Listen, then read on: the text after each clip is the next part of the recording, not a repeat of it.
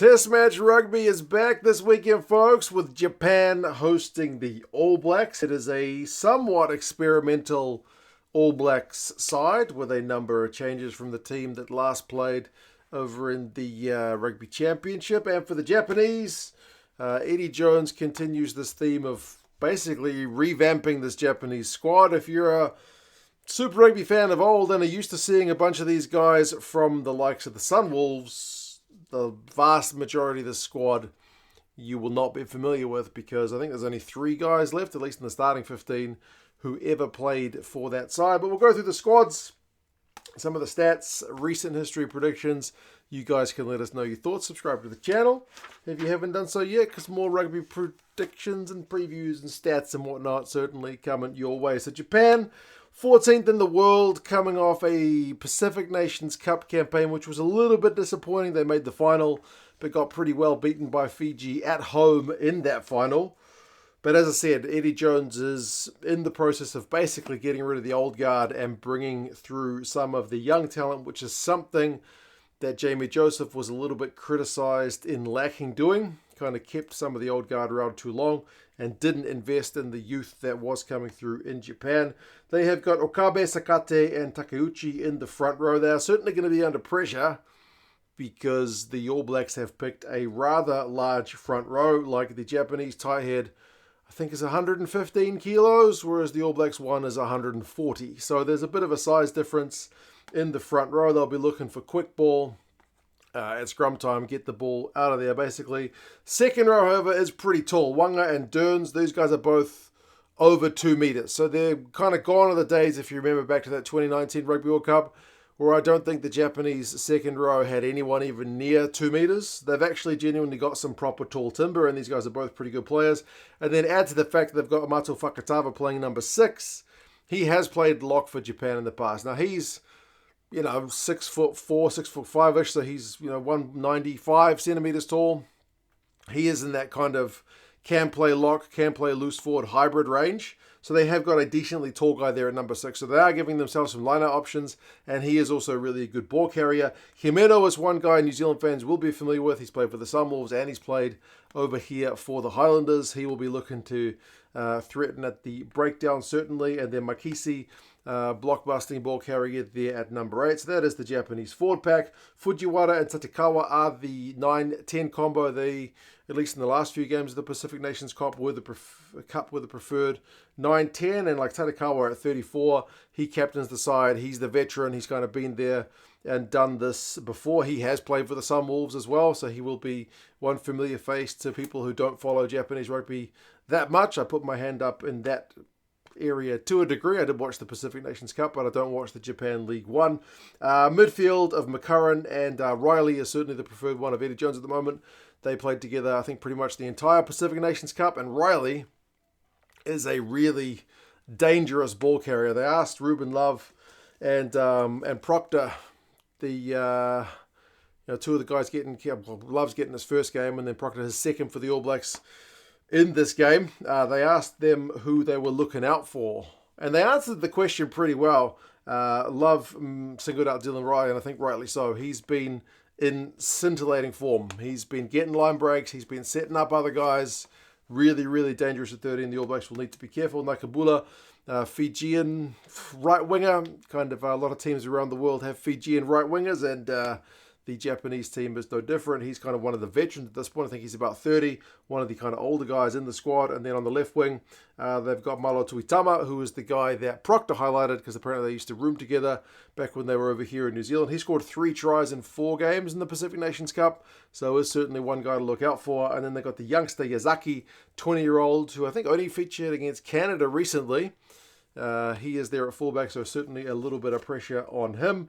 Bench-wise, Harada Mohara and a debutant in Helu, the tight head reserve. He is their kind of big unit player. He is 127 kgs according to his club listing, so big dude. But big pressure getting your debut against the All Blacks. They've dropped Uluviti to the bench, the lock. They've got Shimokawa, who also drops to the bench for this one. Loose forward replacement. They're three backs. Koyama, Osada, and then Matsunaga will also get his debut from the bench. There's no Lee in the squad, sadly, for this one. He is injured. He was in cracking form in the Pacific Nations Cup, setting up tries with cross kicks and whatnot. But injured, so sadly we will not see him there. For the ABs, I mentioned some size. Tamaiti Williams, loose head. Pasilotosi, tight head. That is potentially the biggest prop duo the All Blacks have ever started. And then Asafu Amua also gets a start at hooker, so they are going to be looking to get physical up front because that is some proper beef in the All Blacks front row. Sam Darry recalled into the second row alongside Paddy Tupulotu, who's up from the bench. He will get his first time captaining the All Blacks in this game, so big congratulations to him. And then there's a recall for Samipeni Finau, so also a bit of timber and hopefully some physicality from Finau in the number 6 jersey. He kind of failed to impress given some early chances by Razor. Here's a chance for him to kind of put his hand back up and show what he can do. Sam Cane remains in the number 7 jersey. Remember, Dalton Papali'i is injured. Wallace Satiti shifts for the number 8 jersey with no Adi Savia in the 23 for this one. Remembering that some of the All Blacks guys are going to be heading to Europe before this game is played. So some of the guys will be travelling early. The fact that he's not featured in the squad, Adi Savia, I would indicate that's going to be him. Cam Roygaard's at 9. Razor said prior to this tour that he needs footy, and he's going to get some footy. I'm looking forward to see him play alongside DMAC. There's been a bit of talk in the New Zealand media about DMAC's pick at 10 being a wasted one. We should have kind of played Plummer. I guess it means Bodie is going to play first game over in Europe, but that kind of remains to be seen. I am keen to see Damien get more time in the saddle, to be honest. I mean, I'm not sure if Japan is the game that's going to put him under that immense pressure that he needs to see if he's got what it takes to be the All Blacks 10 going forward. I mean, if the All Blacks do go behind against Japan, that will be a great test for him for his composure. But I think more games, and he's getting one here. ALB and Proctor are the midfield. We've been singing out for Proctor to get a second game for the AB since that game against Fiji he had earlier in the year, and he is going to get it. So really chuffed to see how he goes, and he is genuinely up against the classy operator in Dylan Riley, so it's a good test for him. Outside backs wise, Severis on the right, so we also have a Fijian right winger here in New Zealand. Mark Talea on the left, he's recalled into the squad, and Stephen Perafeta kind of gets that dual playmaker role going there at 15. Bench wise, George Bell, Tuangafasi, and Newell. These guys are all recalled from being outside the 23 at the end of the Rugby Championship into the squad. Josh Lord also there. Peter Lakai is going to get his debut if he comes off the bench, so big congratulations to him. Dude has been really impressive, whatever back row position he has been playing for the Canes and in the NPC. You know, high work rate guy, dynamic guy, so seems to fit in right well with the All Blacks. TJ Perenara on the bench. David Havili is going to be that utility back replacement, and also Ruben Love to get his debut. So big congratulations to him. He's a proper excitement machine. So looking to see what he can do in AB's colours. For some stats, the Japanese will need to get their line out right. It really struggled in that Pacific Nations Cup final. I think it was at like 64% or something, kind of below par. They've got a couple of tall locks. They've got a tall number 6. No reasons. And they've got an experienced guy in Sakate at hooker. So no reasons not to get the line out right. If it's an area of weakness, they will certainly struggle, and they're going to need to get the ball out quick at scrum time, one would imagine. They also need to be better at protecting their own ball on the breakdown. The Fijians in that Pacific Nations Cup final were able to turn them over seemingly at ease sometimes. They can still generate lots of line breaks. I think they had 7 against Fiji in the Pacific Nations Cup final, so they're an attack-minded team. They can score tries.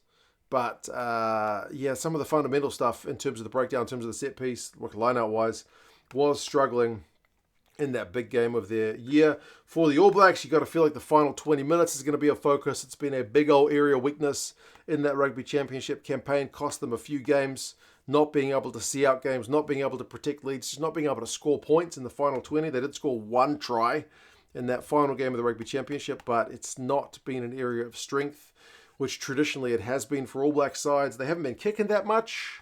20-odd kicks a game for the last couple of games is kind of below par.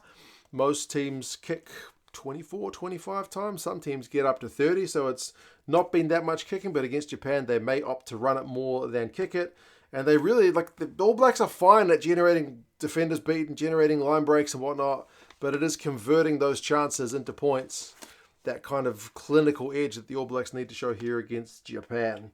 History between the sides is pretty lopsided. The Japanese haven't beaten the All Blacks. The last 5 games is 5-0 to the ABs with an average score of 78-18. But remember, that goes all the way back to 1995. So that includes a game which was literally 145-17.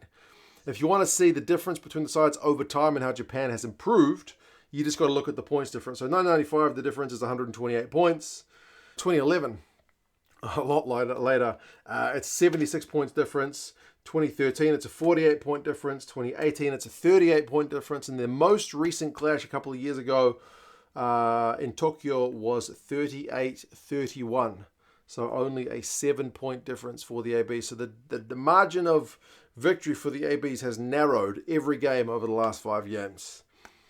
Can't get much narrower, but we'll kind of see how they go. They are predicted to win by more than the 7-point win, which was the last score between these sides. It is 31 points according to the bookies and 29 points according to the rugby forecast algorithm. It is on at Yokohama. It is an afternoon kickoff, 2:40 for you guys local to that area. For those of us here in NZ, it is a pretty comfortable evening kickoff just before 7 p.m. For the rest of the world, like Europe, I think you guys are looking at a nice morning game, potentially with a bit of breakfast. But yeah, you guys let us know your thoughts on how this one is going to go. All Blacks against Japan to get Test match rugby back underway this weekend. Razor up against Eddie.